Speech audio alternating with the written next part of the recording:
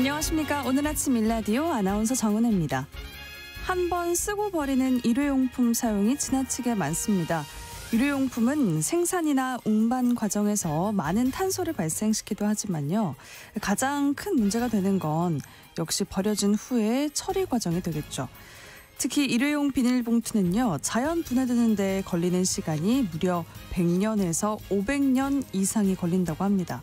우리가 하루 동안 쓰고 버리는 양만 생각해도 아찔하게 느껴집니다. 오늘은 2008년 스페인 국제환경단체가 만든 세계 일회용 비닐봉투 없는 날이라고 합니다. 석유에서 원료를 뽑아 만드는 일회용 비닐봉투가 심각한 환경오염을 일으킨다는 문제의식에서 시작됐고요. 우리나라를 비롯한 세계 40개국 이상 시민단체들이 동참해서 캠페인을 펼치고 있습니다. 주로 쉽게 쓰고 버리는 일회용 비닐봉투 대신 재사용이 가능한 청가방이나 장바구니 사용을 늘리고요. 해변이나 공원 정화 활동에 참여하는가 하면 SNS를 활용해서 메시지나 인식을 확산시키는 일입니다. 작은 실천이지만 그 영향력은 결코 작지 않을 것 같습니다. 오늘 하루만이라도 일회용 비닐봉투 없이 살아보면서 그 의미와 중요성을 담은 메시지를 공유해 보시면 어떨까요? 우리가 살아가는 환경과 건강을 지키기 위해 동참해 보시죠. 7월 3일 목요일 오늘 아침 일라디오 출발합니다.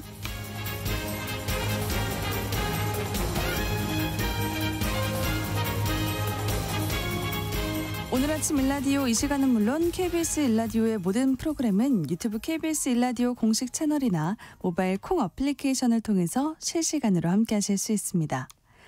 오늘 농수산 이슈 시간에는 할당관세 제도 활용의 실태와 개선점에 대해서 살펴보고요.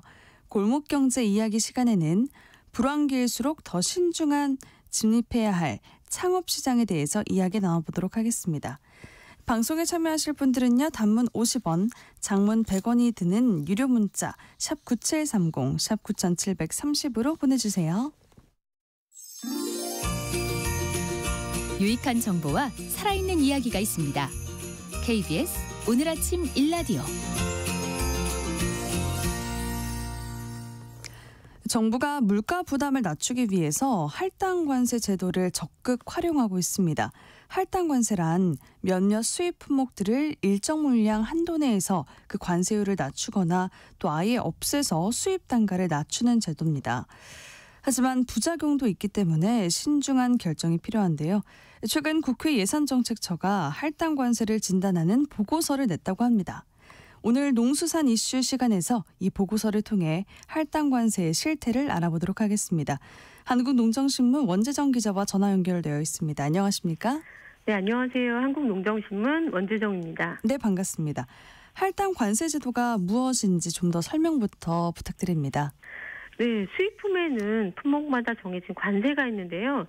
정부가 수입품 중에서 일정 물량에 한해서 정해진 관세를 낮추거나 관세를 0으로, 그러니까 전혀 붙이지 않도록 결정하기도 합니다. 이게 저율 할당관세 제도인데요. 왜 관세를 조정해 수입하는지도 설명드리겠습니다.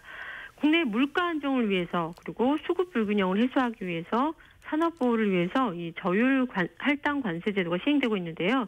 또 할당 관세는 크게 두 가지로 나눌 수 있습니다.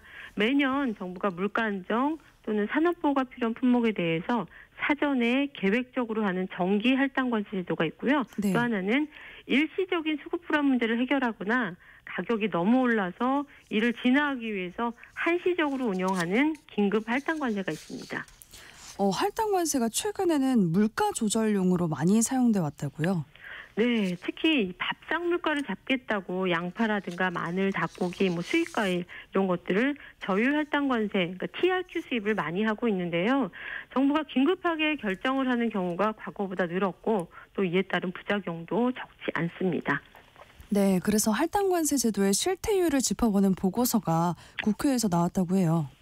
네, 지난달 25일, 그러니까 6월 25일 국회 예산정책처가 할당관세 운용 현황과 개선 과제 보고서를 냈습니다. 정부가 과거보다 할당관세 제도를 많이 운용하고 있다 이렇게 말씀드렸는데 실제 현황은 어떤지 또 국내에 미치는 영향은 어떤지 정리를 한 내용입니다. 네, 우선 할당관세 운용 현황부터 설명해 주시죠. 예, 보고서에 따르면 할당관세 품목이 크게 늘어났습니다. 지난 2020년에 할당관세 전체 품목수가 79개였거든요. 2021년엔 92개, 2022년엔 119개로 점차 증가했는데 지난해에는 125개로 늘어났습니다. 5년 새에 할당관세 품목이 58% 늘어난 것 확인할 수 있고요. 농산물 쪽은 더 많이 증가했습니다. 농산물 할당관세 품목은 지난 2020년에 20개였는데요. 2024년에는 72개로 250%나 폭증한 것을 확인할 수 있습니다. 그리고 한시적으로 저율 또는 무관세 결정을 내리는 이 긴급 할당관세 증가폭도 상당한데요. 2020년에 긴급 할당관세는 단 2개 품목이었지만 2024년에는 48개가 됐습니다. 이걸 백분율로 따져보니까 긴급 할당관세 품목수가 5년 새에 2,300%나 늘어난 상황입니다. 네, 긴급 할당관세 품목수가 많이 늘어났는데 물가 안정 대책으로 주로 운용이 됐다고 봐야겠죠? 네, 맞습니다. 할당관세 품목 중에서 농산물이 차지하는 비중도 굉장히 높아졌는데요. 2020년엔 전체 할당관세 품목 중에서 농산물 비중이 26%였는데 지난해에는 절반 넘어졌습니다. 지난해에는 전체 할당관세 품목 중에서 58%라고 조사됐습니다. 물가 안정용으로 농산물 품목에 이 할당관세 수입을 많이 했다는 것이 뚜렷하게 확인되는 자료입니다. 긴급 할당관세 품목이 증가하면서 발생하는 문제도 있을까요? 예, 몇 가지 문제가 발생하게 되는데요. 이 어떤 품목의 일정량을 할당관세로 수입하겠다고 결정을 하면 그 물량만큼 관세가 낮아지거나 또 관세가 사라지기 때문에 우리나라의 관세 수입이 줄어들게 됩니다. 수입 제품에 부과하는 실질 관세율, 그러니까 실효 관세율이라고 하는데요. 이 실효 관세율이 지난 2020년에 1.3%에서 2024년에는 0.8%까지 감소했습니다. 이 구체적인 사례로 우리나라가 미국에서 수입하는 품목의 이 할당관세 적용과 관세 수입의 변화를 확인해 보면 미국산 수입액은 2020년 대비 2024년에 43% 늘어났지만 관세 징수액은 같은 기간 되레 0.2조 원이 감소했다고 합니다. 한 21% 감소한 건데요. 네. 정부가 이 물가를 낮추겠다고 싸게 수입하는 것만 생각했지 관세 수입이 쪼그라드는 것은 간과하고 있는 게 아닌가 싶습니다. 그렇군요. 이 미국산 수입액은 48% 늘어나는데 할당관세 조치로 관세 수입은 감소했다고 하니까 이게 득과 실을 잘 따져봐야겠네요. 예, 맞습니다. 이 할당관세를 통해서 효과가 있는 품목도 물론 있는데요. 기획재정부의 2024년 할당관세 부과 실적 및 결과 보고 자료에 따르면 에너지 관련 품목들, 그러니까 원유라든가 액화 천연가스 등은 물가 관리에 유의미하다고 합니다. 반면에 우리가 가장 많이 접하는 할당관세 품목이 농축산물인데 농축산물의 경우는 할당관세로 수입 단가가 낮아진다고 하더라도 국내 출고 가격이라든가 소비자 물가지수 등에 미치는 영향이 미미하거나 통계적으로 유의미하지 않다고 합니다. 농축산물은 유통 단계가 굉장히 복잡하잖아요. 이런 유통 단계를 거치면서 아무리 관세 없이 수입했다고 하더라도 가격 인하 효과도 제한적이라고 합니다. 네, 농축산물 할당관세는 국내 물가 안정 효과를 기대하기 어렵다는 거죠? 예, 맞습니다.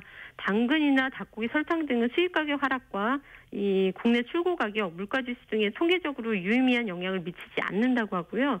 특히 당근 같은 경우는 국내 생산 비중이 높아서 수입 가격보다 이 국내 공급 여건의 영향을 더 크게 받는다고 합니다. 당근을 이 할당관세를 수입한다고 하더라도 물가 안정 효과는 기대하기 어렵다는 얘기고요. 네. 수입보다는 이 국내 생산 기반을 강화하는 게 더 가격 안정 효과가 있습니다.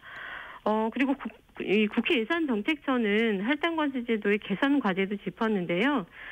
긴급 할당관세 품목 선정 굉장히 중요합니다. 그런데 이 긴급 할당관세 품목 선정 과정의 투명성이 부족하고 또 할당관세로 인한 세수 감소액이 증가하고 있지만 이에 대한 체계적 평가와 검증이 미흡한 실정이다. 이렇게 지적을 했습니다. 네, 할당관세 수입이 증가하면 가장 어려운 분야가 바로 농업인데요.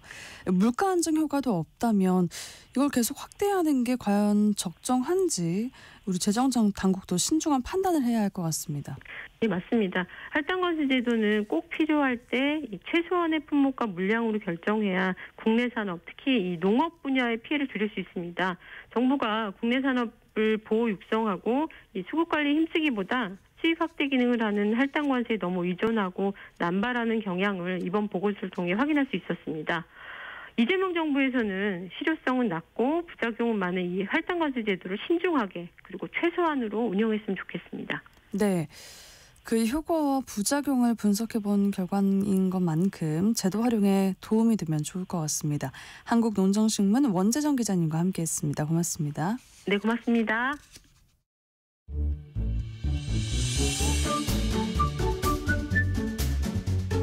아침을 여는 기분 좋은 습관. KBS 오늘 아침 1라디오.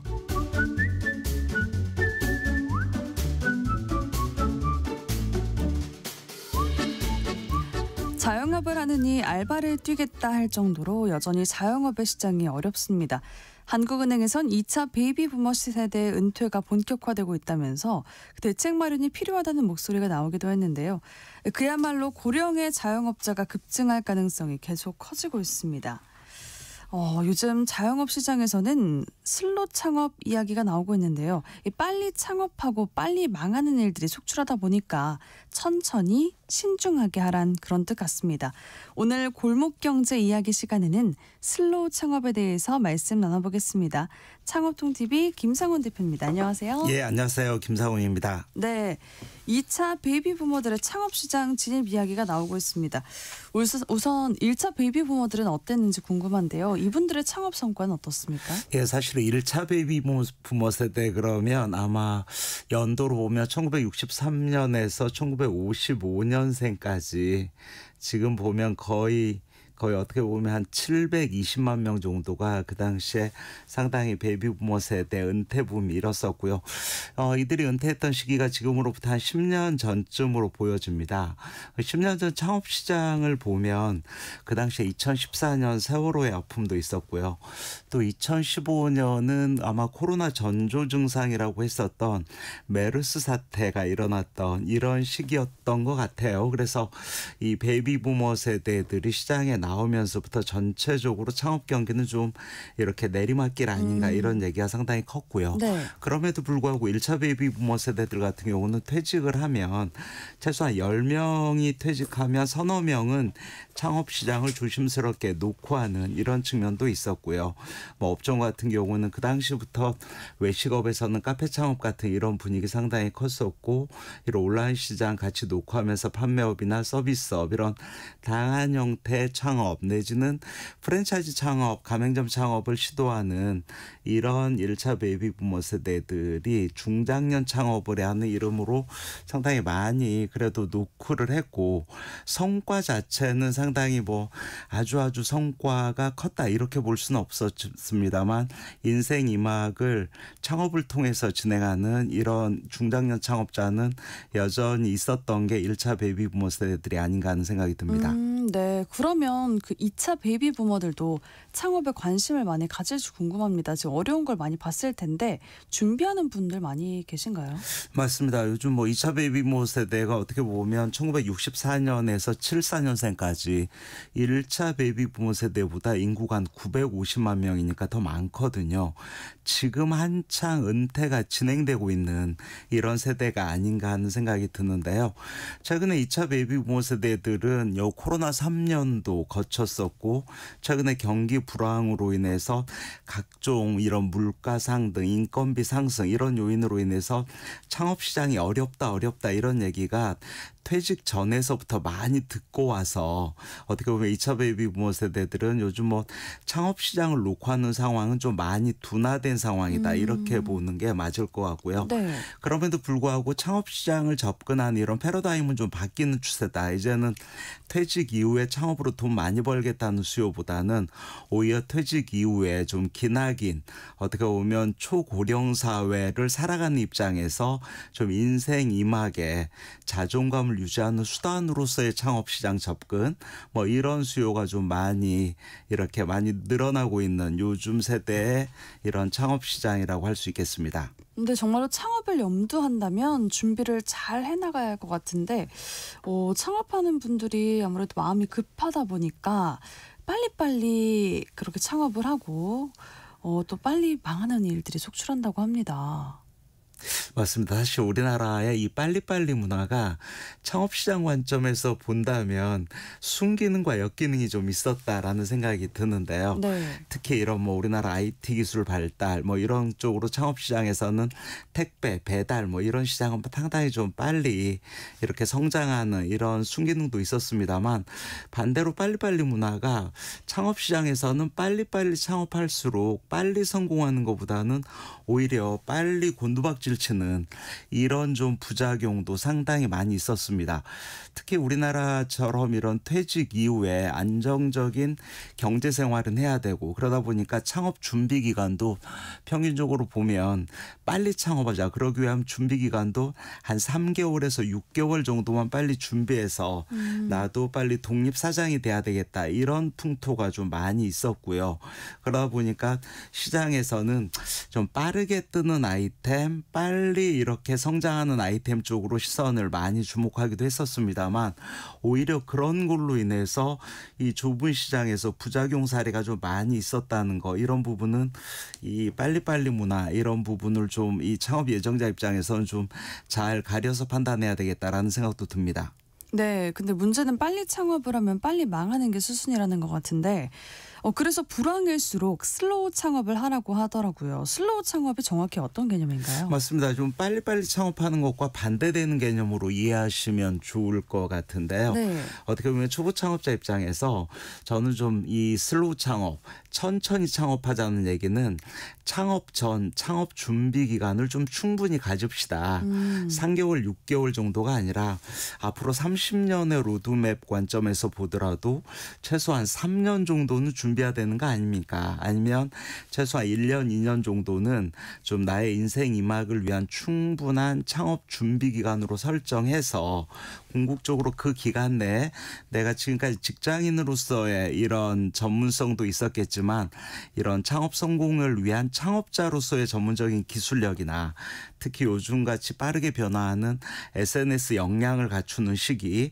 이런 자기 역량을 높이는 시기를 갖춘 다음에 창업하는 게 어떻게 보면 슬로우 창업이다 이렇게 이해하시면 될 것 같습니다. 네, 그렇군요. 그래서 준비를 충분히 해야 한다 이런 뜻인 것 같아요.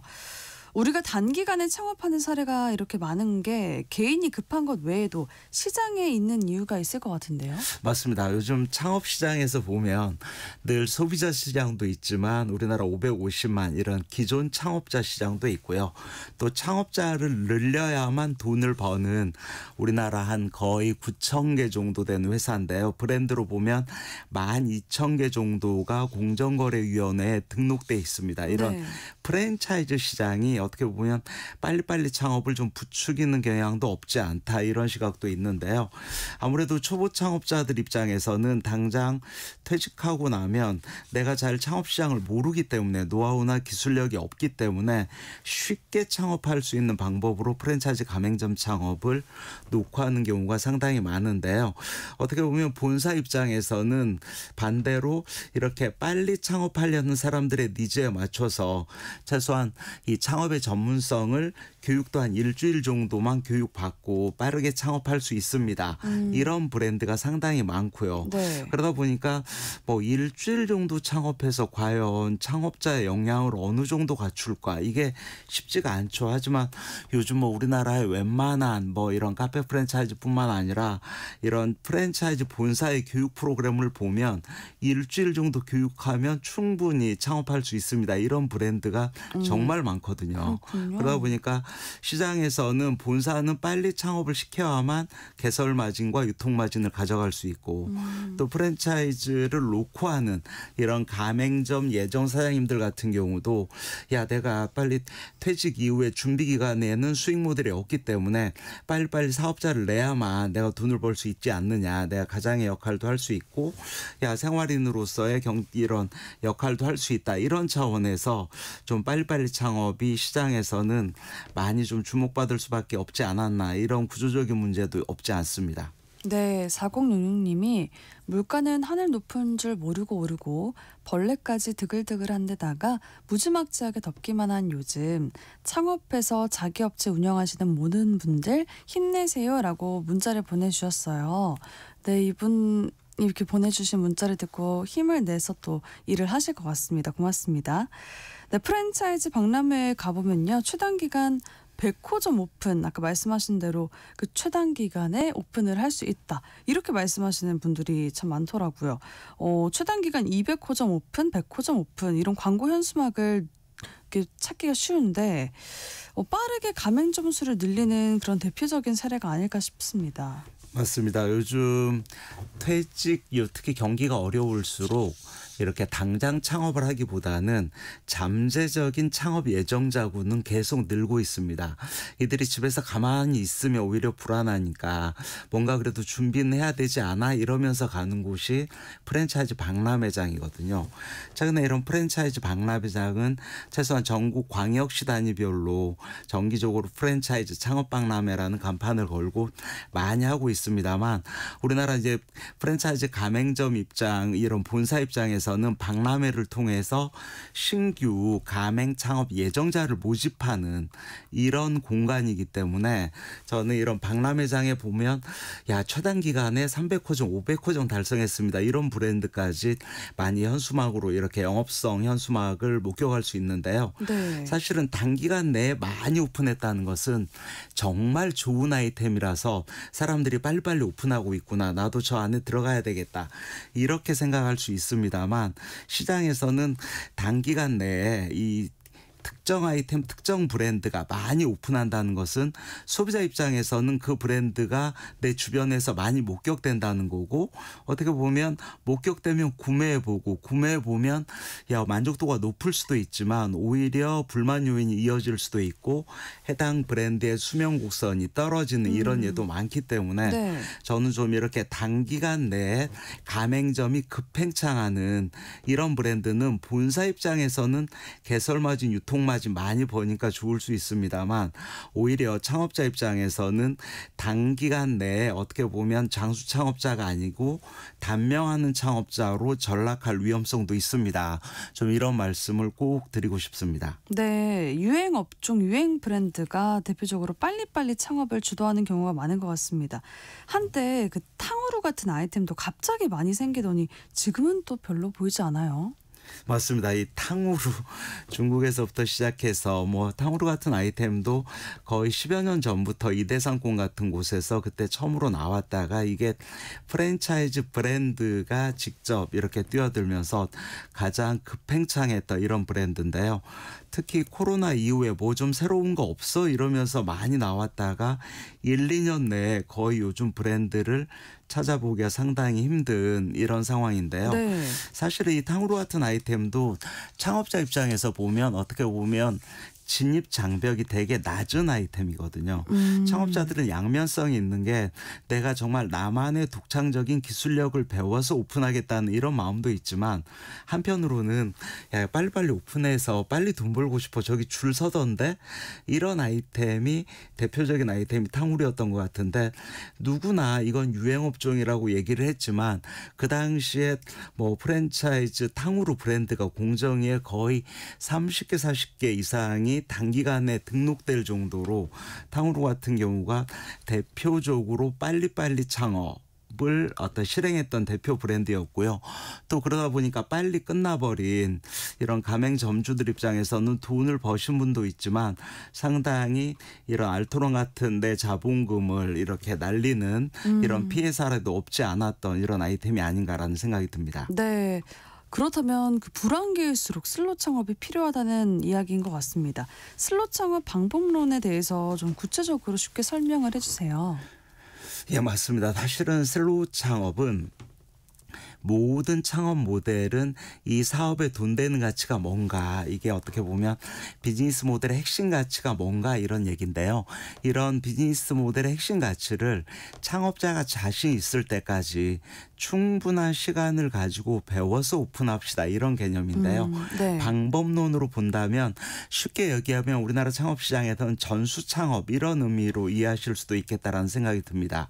예를 들어서 외식업 창업을 한다면 전수 창업 관련 음식점 레시피를 공부하는 것뿐만 아니라 구체적인 홀 운영법, 주방 운영법 이런 것을 내가 자신 있을 때까지 배워서 오픈하는, 그렇다고 한다면 뭐 짧게는 한 달 아니면 3달, 많게는 1년 이상 노하우를 배워서 오픈하는 이런 분들도 많이 계시고요.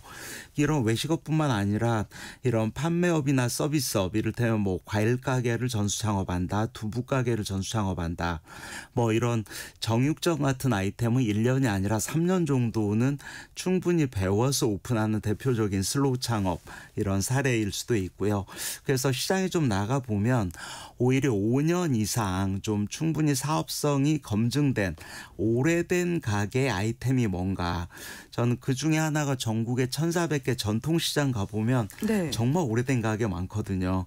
좀 이런 전통시장에 있는 오래된 가게 아이템을 직접 처음에는 직원으로 근무하든지 아니면 적정 계약을 해서 1년, 2년 정도 충분한 시간을 가지고 사전 준비 기간을 거쳐서 창업하는 게 어떻게 보면 슬로우 창업 입장에서 상당히 중요한 방법이다라는 생각이 듭니다. 경험을 해봐야 한다 이 말씀이신 거죠? 맞습니다. 제가 직접 나의 어떻게 보면 직장인으로만 살다가 창업자로 살아가는 방법을 가게 문 열면서부터 닫을 때까지의 모든 과정을 몸으로 체득하는 과정, 이게 슬로우 창업의 가장 중요한 과정이라고 할 수 있겠습니다. 그래서 짧게는 1개월, 또 길게는 6개월, 1년 동안 그렇게 경험을 하고 체득을 해야 한다라는 말씀을 해주셨습니다.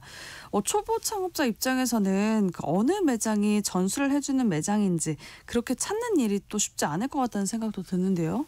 전수를 해주는 매장을 쉽게 찾는 방법이 있을까요? 맞습니다. 이 프랜차이즈 가맹점 창업한다면 하다못해 뭐 이런 프랜차이즈 박람회만 가더라도 수백 개 아이템을 직접 찾을 수 있기 때문에 정말 쉬운 창업법 맞습니다. 하지만 이런 전수 창업법은 오히려 어려운 창업법인데요. 네. 문제는 누구한테 배울 건지, 그 누구한테가 어디에 계시는지 이걸 잘 모르는 거죠. 그래서 저는 좀 전수를 해주시는 분, 일반적으로 이거 모점포, 엄마점포라고 얘기하는데요. 이를 찾기 위해서는 일단 내가 좋아하는 아이템, 그리고 내가 창업할 수 있는 지역 상권을 염두에 두면서 일단 시장으로 나가는 연습이 매우 중요합니다. 그래서 요즘 뭐 전국에는 100개 이상의 감성 골목 상권도 있고요. 네. 아까 전국에 1,400개 전통시장도 있고요. 요즘 소위 말해서 이런 20대에서 30대 2030 여성 소비자들이 주말에 몰리는 곳, 평일에 몰리는 곳이 어디인지, 그리고 서울 수도권 2,600만이 모이는 요즘 뭐 동해안 상권, 남해안 상권, 서해안 상권 같은 지방의 틈새 상권도 있기 때문에 이런 상권에서 과연 줄 서는 가게와 팔이 날리는 가게가 어떤 건지를 보고 해당 가게, 특히 줄 서는 가게 사장님이 누구인지, 그리고 그 사장님의 고객이 돼주면서 먼저 안면을 트고 그런 다음에 그 사장님의 수제자가 될 수 있는지 없는지 이런 거를 좀 따져보는 게 모점포를 물색하는 과정인데요. 직접 물론 사실은 발로 뛰어야 된다 이거네요. 맞습니다. 이게 말처럼 그렇게 쉬운 일이 아닐 수 있는데 오히려 이렇게 쉽지 않게 접근하는 게 장수 창업으로 가는 하나의 방법이다라는 생각이 듭니다. 그래서 발로 뛰는 시장조사법이다 이렇게 보여집니다. 그렇군요. 근데 그 일본 상권 퇴직자들에게도 슬로우 창업이 정말 매우 중요한 화두라고 합니다. 어떻습니까? 맞습니다. 요즘 일본에서도 슬로우 창업 정말 많이 이렇게 주목받고 있는 키워드고요. 일본에서는 사실 90년대부터 이 슬로우 창업 천천히, 일본에서는 도제식 창업 이런 개념을 슬로우 창업으로 이해하시면 될 것 같은데요. 네. 일본 창업 시장의 슬로우 창업의 의미를 좀 설명해 드리면 자신이 좋아하는 일을 사업화해서 무리하지 않고 적당한 수입으로 만족하는 창업 형태가 슬로우 창업이다 이렇게 얘기를 하고 있습니다. 두 가지 원칙을 얘기하고 있는데요. 첫째는 수익보다는 일의 즐거움이 중요하다. 역시 일로서의 창업이 중요하다는 얘기고요. 네. 두 번째는 있는 힘을 다해서 열심히 창업하는 것보다는 오히려 자신의 존재감을 보여주는 정도에서 만족하는 이런 원칙을 얘기하고 있습니다. 어떻게 보면 일본도 이런 초고령 사회에 진입하면서 슬로우 창업이라는 게 생계형 단듯이 돈만 많이 버는 창업이 아니고 기나긴 이런 중장년을 지난 노후 생활에 자신이 하고 싶은 일을 즐기면서 살아가는 어떤 수단으로서의 창업, 이게 일본에서 얘기하는 슬로우 창업 얘기하고 있고요. 네. 특히나 어떻게 보면 그러다 보니까 빨리 창업해서 돈 많이 벌다 보면 늘 이런 경제 활동에서 하다 보면 좀 리스크가 클수록 오히려 수익도 크다. 하이 리스크 하이 리턴 이런 얘기 많이 하는데요. 그렇죠. 오히려 슬로우 창업은 로우 리스크 로우 리턴, 즉 어떻게 보면 좀 안정성을 강조하면서 때문에 수익도 크게 기대하는 것보다는 지속 가능성이 중요하다, 이런 얘기를 슬로우 창업의 개념으로 얘기하고 있습니다. 근데 그 아이템 선정이 제일 어려울 것 같아요. 그 일본에서의 슬롯 창업을 위한 방법론, 특히 슬롯 창업 아이템 선정 방법 소개해 주세요. 맞습니다. 이 아이템 선정법도 어렵지 않습니다. 첫째는 일단은 내가 중요하기 때문에 늘 창업 시장에서는 시장의 가치와 나의 가치 두 가지를 교차 분석하는 게 중요하긴 합니다만, 첫 번째는 내가 하고 싶은 일을 하는 게 가장 중요하다. 내가 무슨 색깔을 좋아하는가? 내가 누구와 같이 생활하는 게 중요한가? 남자, 여자, 아이들, 어른, 이런 내가 하고 싶은 일을 정리하는 게 어떻게 보면 첫 번째라는 생각이 들고요. 맞아요. 그게 가장 중요하겠네요. 맞습니다. 두 번째는 그러면서도 내가 좀 잘하는 일이 뭔가, 내가 좋아하는 일과 잘하는 일이 매우 중요합니다. 특히 내가 지금까지 직장 생활이라든지 아니면 내가 퇴직 이후에 어떤 전문 기술을 배우다 보니까 내가 이런 쪽에 확실한 나의 재능이 있었어 해서 좀 내가 잘하는 일을 정리하는 거, 이거 2단계고요. 마지막으로는 특히 내가 하고 싶고 잘하는 일을 정리해서 마지막에는 시장의 가치를 판단하는 게 중요합니다. 즉 그 일이 과연 지금 시점에서 돈도 되는 일인가?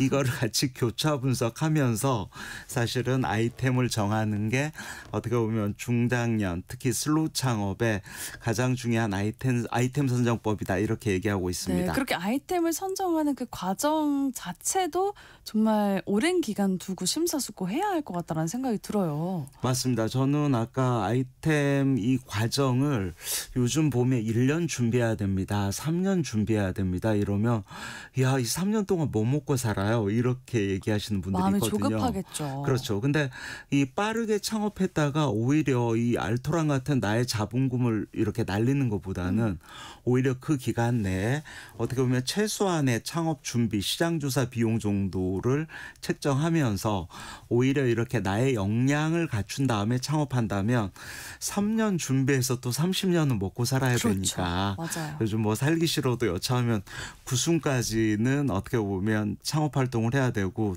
요즘 기존 창업자들도 예전에 내가 한 7수까지만 창업하고 그만둘 거야 이런 분들 많았는데, 요즘은 죽을 때까지 내가 사업자를 유지하겠어 이런 분들 많거든요. 이게 완전 창업 시장에서도 이제는 좀 장수 창업으로 가는 길, 오히려 70대가 아니라 80대 90까지도 야, 내가 눈 뜨면 출근할 수 있는 나의 공간이 있어. 이런 공간으로서의 장수 창업, 슬로우 창업 매우 중요해지고 있다고 할 수 있겠습니다. 네, 그 일본 은퇴자들도 혹시 퇴직 후에 창업 시장으로 많이 가는 추세입니까? 맞습니다. 사실은 퇴직 이후에도 어떻게 보면 창업자 입장에서는 늘 예전에는 어려우니까 당연히 그냥 빠르게 창업하는 것보다는 직접 요즘 뭐 일본 시장 같은 경우는 이런 할머니 바리스타, 할아버지 바리스타, 이런 중장년 내지는 실버 창업자들 정말 늘고 있고요. 그중에서 실버 창업자들이 직원을 많이 부리고 창업하는 경우보다는 혼자서 운영하는 나홀로 가게, 이런 가게도 상당히 좀 늘고 있는 게 현실인 것 같습니다. 그렇다면 이렇게 슬롯 창업을 어떻게 추진해 나가면 좋을지 한번 말씀해 주시면 좋을 것 같아요. 은퇴를 앞두고 있는 분들이라면 뭐부터 시작을 하고 또 어떤 단계를 거쳐야 할까요? 저는 좀 이 창업 준비 단계를 뭐 일반적으로 창업 준비한다 그러면 막 이렇게 뭐 사업 계획서 작성하는 법을 배우고 열심히 타당성 분석을 분석법을 공부하는 거 이것도 물론 중요합니다. 하지만 그런 부분은 창업 직전에 공부하면 되고요. 오히려 내가 창업을 지금 1년 정도 앞두고 있다. 2년 정도 앞두고 있다. 이런 아니면 지금 직장 생활하면서 쉬는 시간 아니면 이런 주말을 이용해서 창업점 준비 단계를 좀 가질 필요 있는데요. 어떤 준비를 해야 될까요? 이거 네. 질문하시는 분들 되게 많거든요. 근데 요즘 창업 시장에서는 특히 창업자들에게 물어보면 요즘 창업 시장에서는요. 내 가게가 포탈에 뜨는가? 쉽게 얘기하면 네이버에 내 가게가 뜨나요? 유튜브에 뜨나요? 페이스북, 인스타그램에 뜨나요? 즉 어떻게 보면 그러기 위해서는 뜨기 위해서는 광고를 통해서 뜨는 방법도 있지만 네. 창업자가 스스로 SNS 역량을 좀 키우는 연습 이게 정말 중요하죠. 그래서 아무래도 요즘은 SNS를 해야 되겠죠. 맞습니다. 그래서 요즘 공부해야 되는 게 정말 SNS를 공부하고 창업 전에 유튜브 채널이라도 일단 개설해서 구독자 1000명이라도 만들어 놓고 네. 그다음에 요즘 SNS 특히 글쓰기도 중요한데요. 특히 SNS 글쓰기 그러기 위해서는 요즘 포탈에 블로그라도 개설해서 야 구독자 기본 2000명 3000명 정도는 만들어 놓자. 그런 다음에 SNS에서 열심히 구성원으로서 커뮤니티 활동하는 거 이런 것을 1년 정도 2년 정도 시간을 가지고 이런 SNS 역량을 갖춰놓고 창업한다면 실패율을 줄일 수 있습니다. 이런 얘기 정말 많이 하고 직접적으로도 오히려 창업자들이 요즘 창업자 전문 유튜버 요즘 특히 뭐 유튜브 시장에도 보면 창업자이면서 60대 70대 창업자가 직접 유튜브까지 하는 이런 분들도 요즘 늘고 있는 게 현실입니다. 네, 그렇군요. 그러면 혹시 또 도움받을 수 있는 곳이 있나요? 맞습니다. 요즘 뭐 정부에서는 소상공인 창업 관련 지원하는 곳 정말 많은데요. 예를 들어서 나는 이 점포 창업이 아니라 이런 기술형 창업 이런 기술 창업을 도움을 받고 싶다고 한다면 어떻게 보면 그 정부의 중소벤처기업부 산하의 창업진흥원이나 중소기업진흥공단 사이트에 들어가시면 도움받을 수 있는 곳이 있고요. 네. 일반 창업을 도움받을 수 있는 곳은 소상공인 시장진흥공단 사이트에 들어가면 창업 관련 이런 교육에서부터 상권 분석 시스템 이런 대출이라든지 자금 연계하는 이런 부분 도움받을 수 있고요. 지자체 같은 경우도 서울시 같은 경우는 뭐 50 플러스 재단 이런 게 대표적으로 중장년 창업 지원 기관이고요. 저는 지자체별로는 아마 웬만한 부산 같은 경우도 부산경제진흥원 이런 거 있고요. 뭐 인천 같은 경우는 인천 일자리 포탈 같은 각 지자체별 경제진흥원 사이트에 들어가면 과연 창업 관련해서 준비에서부터 창업 실행 그리고 컨설팅이라든지 자금까지 연계할 수 있는 이런 프로그램 많이 도움받을 수 있다고 봅니다. 네, 혼자서 준비하는 건 정말 어려울 것 같은데 이런 곳들에서 도움을 받는다면은 좋을 것 같습니다. 4066님께서 문자를 보내주셨어요. 월급 받는 근로자도 힘들기는 마찬가지랍니다. 월급은 오르지 않고 모든 물가는 하늘 높은 줄 모르고 오르기만 하니 감당해 나가기 힘든 시대랍니다. 이런 시대에 우리가 공유하면서 살고 있기에 심사숙고해서 생각하고 아껴 쓰는 방법 그리고 모든 것을 차분하고 또 여유 있게 살아가는 지혜가 필요한 것 같습니다. 창업자든 근로자든 100년 되기가 필요한 듯합니다. 라고 보내주셨네요. 네, 문자 감사합니다. 네, 오늘 골목경제 이야기 시간 슬롯 창업에 대해서 이야기 나눠봤는데요. 창업통TV 김상훈 대표님과 함께했습니다. 고맙습니다. 예, 감사합니다. 네, 응급실을 찾는 온열 질환자들이 늘고 있다고 합니다. 오늘도 한낮에는 야외 활동을 피하시고요. 체온 관리 잘 하셔야겠습니다. 전 내일 다시 인사드리겠습니다. 오늘 아침 일라디오 지금까지 아나운서 정은혜였습니다. 모두 좋은 하루 보내세요. 감사합니다.